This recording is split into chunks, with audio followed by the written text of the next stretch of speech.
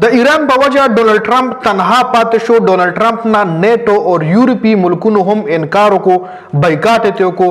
باقاعده یورپی ملکونو دا اعلان وکړو چې مونږ د ایران خلاف جنگ ته میدان ته نه کوزیږو، مونږ د ایران خلاف امریکای سره نه یوځای کیږو.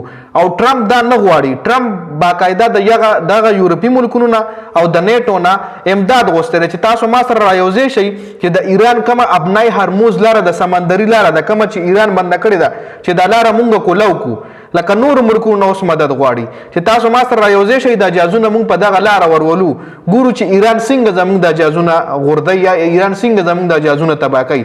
ګوره ایران سره چې کومه سمندري لاره د هغې له ابنای هرموز ویلی شي، دا یو داسې لاره ده په دې باندې دنیا خپل تجارت کوي. نو ایران اوس وایي چې په دې لاره زه ستاسو جازونه نه پرېږدم او په دې لاره ما ماینس کېښودي دي، بارودي سرنګونه دي، که جاز مو راغو الوزو مې درله.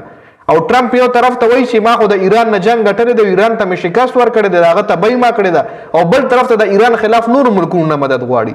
نو اوس چې کم جرمن وزیر دفاع دی وایي چې ټرمپ موږ نه داسې د څه امید ساتي چې کم کار یو اس طاقتور آرمي نشو کولی نو موږ به یې څوک. ټرمپ ته موږ نه امید نه ساتي. او برطانیه ښه صفا الفاظو کې ویلي دي چې د ایران خلاف موږ جنگ کې حصه نه اخلو، د ایران خلاف موږ د جنگ حصه نه جوړیږو.